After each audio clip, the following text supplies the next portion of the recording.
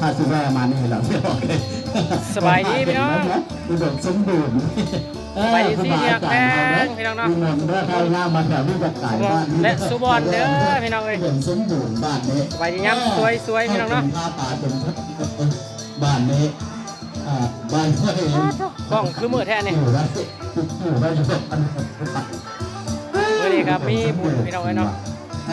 เพราะว่าแม่นพี่น้องเอ้ย พระยังนอนไม่ตื่นเลยโอ้คนนี้ ฮ้อนขนาด ของพระไม่ได้เลย เพิ่นเฮ็ดบุญรอพระใหญ่พี่น้องเอ้ยเนาะบ้านนางให้ปังเฮาพี่น้องเอ้ย เต่าแม่น ว่าโธ่ เต่าแม่ลงในสัตว์ คุลุกไปอยู่ทางไหนพี่น้องเอ้ยเฮาก็หักตักหินซอยเพิ่นแล้ว หลายรถเติมพี่น้องเอ้ยเนาะ แต่เฮาสั่นเช้าก็ได้ประมาณ ตอนเฮ็ดเวียกกับบ่ได้ถ่ายพี่น้องเอ้ยหักก็พักเบรกก็เลยได้โอกาสจับกล้องมาไว้ตรงนี้คนหลายพี่น้องเอ้ย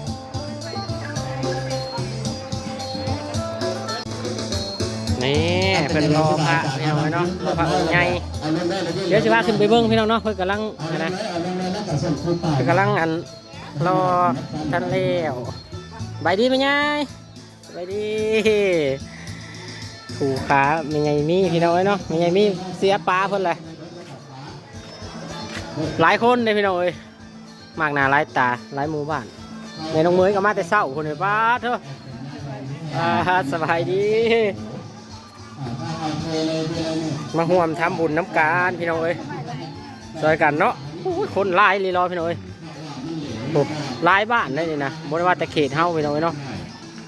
เขตทางไก่ให้ทางอื่นกับมาพี่น้องเอ้ยนาบั่นนาคำนาพวกนาน้องปือนาหวานาพองมาเมดพี่น้องเอ้ยเขตนี่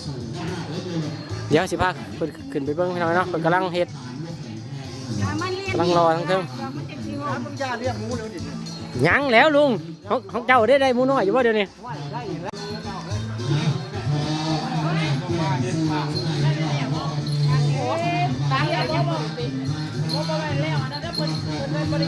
พระพี่น้องเนาะเปิดสิรอพระใหญ่เดี๋ยวเบิ่งพาขึ้นเบิ่งก่อนพี่น้องเนาะ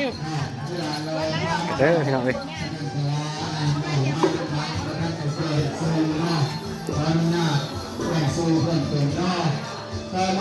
รอพระองค์ใหญ่พี่น้องเอ้ยเนาะ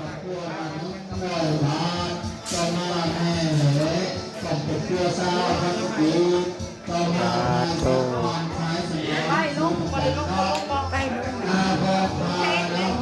เขาติดมันแจก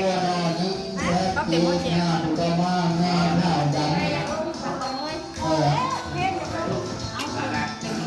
อยู่ซิมพี่น้องเนาะซิมบันหน้าให้ปังเฮา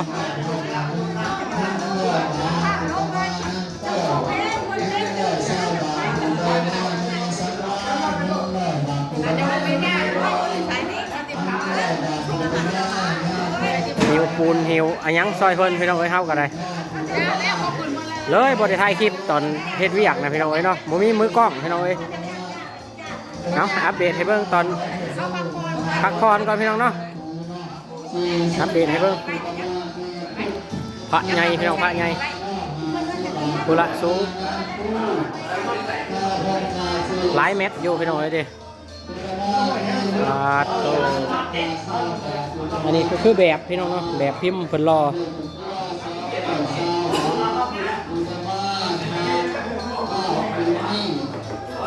เด็กอาจารย์ใหญ่เพิ่นคนถือไม้นะพี่น้องเนาะมาแต่เวียงจันทน์ผู้ใดพี่น้องเอ้ยธรรมดาได้เพิ่นมาเพิ่นพาเฮ็ด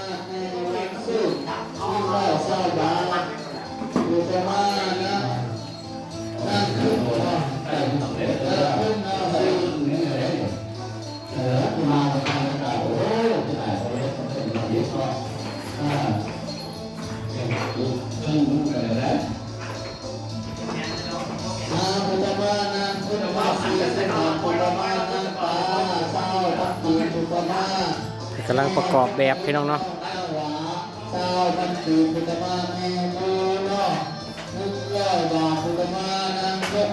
เพิ่นก็สิอ่านรายชื่อพี่น้องเนาะทั้งลุ่มนะอ่านรายชื่อผู้มา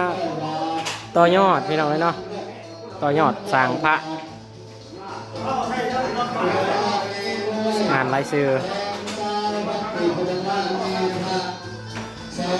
มาต่อยอดสร้างพระใหญ่น้ำกันพี่น้องเนาะ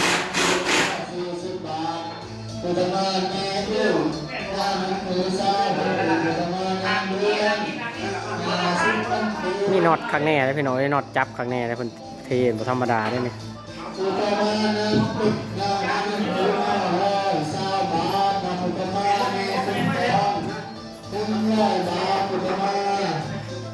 ูดขึ้นหน้าน้องคือมาหุบฟุตบาทฟุตมาทานในวันจังคดีน้องเพื่อนประธานองค์ประธานคุณพ่อเนาะ เบิ่งพี่น้องเนาะเบิ่งทั้งลุ่มทั้งล่างพี่น้องเอ้ยหลายขนาดคนเพิ่นเข้าไปทางในนี่พี่น้องเนาะเพิ่นเตรียมพัฒหารถวายเพลพี่น้องเอ้ยเนาะให้เพลให้พระเดี๋ยวตอนบ่ายเพิ่นก็สิสานต่อพี่น้องเนาะสานต่อเวียกงานเฮ็ดรอพระใหญ่คือเก่าพี่น้องเนาะหลายคนหลายบ้านพี่น้องเอ้ยหน้าพวก40 บาทพุทธมาแม่ปิ้นหน้าพวก20,000 ปีพุทธมาแม่ปิ้นหน้าพวก220 บาทพุทธมาบ่เคยเห็นจักเทื่อได้เฮาก็ได้พี่น้องเอ้ยโดยก็จังว่าไม่ไงโดยกำลังประกอบพี่น้องเนาะให้ลุงเลินกับมาพี่น้องเอ้ย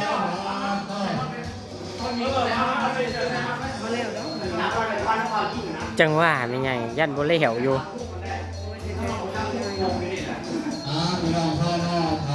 บ่แล้วมื้อนี้กับมื้ออื่นอีกเพิ่นว่าพี่น้องเนาะกำลังประกอบพี่น้องเอ้ย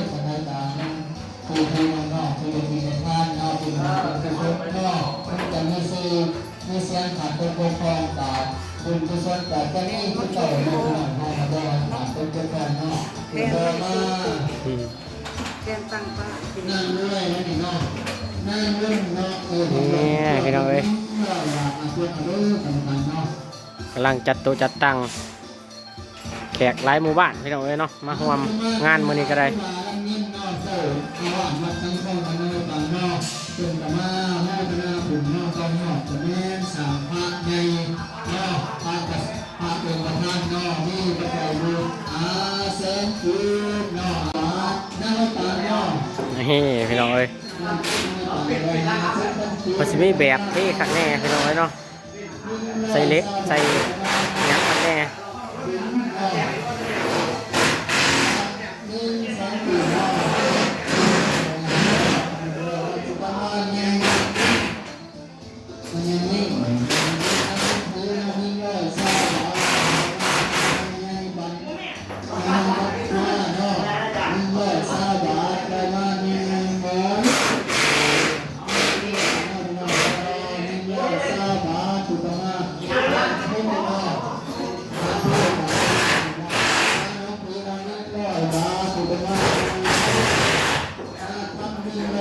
ใหญ่พี่น้องเอ้ยสาธุบุญน้ำสุขทุกคนพี่น้องนะทุกทีมาร่วมทำบุญทำทานน้ำกันมื้อนี้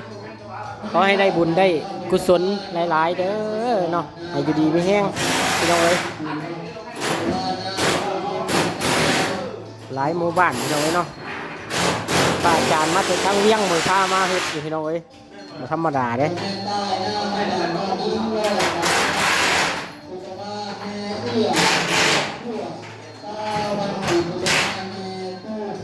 อาจารย์มาแต่เวียงจันทร์พี่น้องไปพามารอเนี่ยมาสี่นำพาเห็ดพาสากพี่น้องเนาะ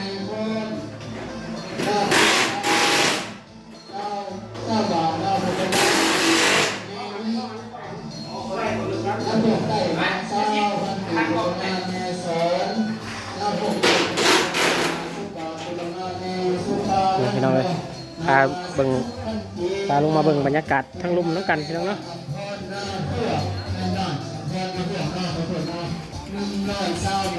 ใส่เล็กหลายเนาะสร้างเนาะโธ่ผลไม้เลยพี่น้องเล็กเส้นใหญ่สร้างเฮ็ดซิมบ้านเฮาพี่น้องนี่โธ่ นั่งห้อยกังซาพันปีพุทธมานั่งวินนอกหน้าวา100 บาทพุทธมานอกกระเจ้วินอีกหน้าวา200 บาทเนาะพุทธมานั่งวินแม่ ไปพาไปเบิ่งพี่น้องเอ้ยบรรยากาศทั้งในวัดบ้านเฮาพี่น้องเอ้ยเนาะ ไม่ลืมเนาะทำดูกับเพื่อ40 บาทพุทธมาแม่เพื่อ หลาย 100 บาทพุทธมาแม่ หลายคนพี่น้องเอ้ยเอามาเบิ่งทางนี้เท่าแม่ก็เตรียมของอยู่ของกิน ลงมาถวายเพลพี่น้องเอ้ยมาเจ้าเตรียมทำบุญเลยพี่น้องเอ้ยบุญคักๆเลยนี่เพิ่นเอาบุญมาฝากพี่น้องเอ้ยเนาะ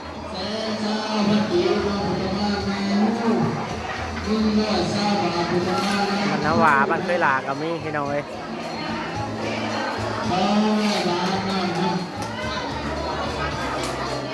อุ้ยเอานี่รอห่อนแท้ห่อนว่าพี่น้องเอ้ยตั้งแต่แม่ครัวเฮาพี่น้องเอ้ยเนาะเตรียมของอยู่ของกินบางครูบางคนกับบ่ท่านได้แล้วอยากแล้วงานพี่น้องเอ้ยเนาะเพิ่นก็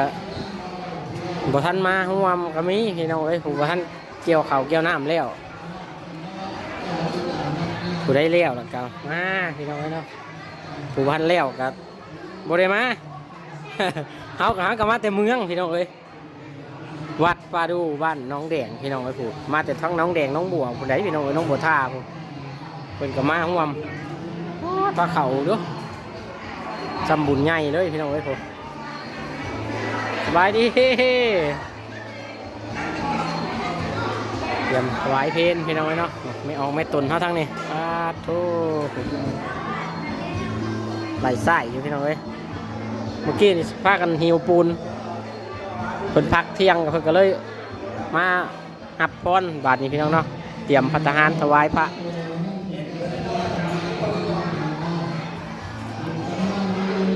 ตอนบ่ายพี่น้องเนาะเพิ่นสิได้อันนั้นอีกปลาของหวานเมื่อไหร่นี่นี่ข้าวเปียกโอ้ตอนบ่ายก็สิสานต่ออีกพี่น้องเนาะพากันหิวปูนสมปูนเก็บเวียกรวมคือเก่าพี่น้องเอ้ยเขตแถวใกล้วัดชันชาพี่น้องเอ้ยบ้านแถวนี้เนาะเขตหมู่บ้านนาหวานาพองนาพองทานาพองติ้วน้องบัวน้องแดงนาน้องพื้นนาพวกนาคำพี่น้องเอ้ยเนาะพระเพิ่นสิมาเบิดมื้อนี้นะมาซอยก็รอพระใหญ่พี่น้องเอ้ยเนาะ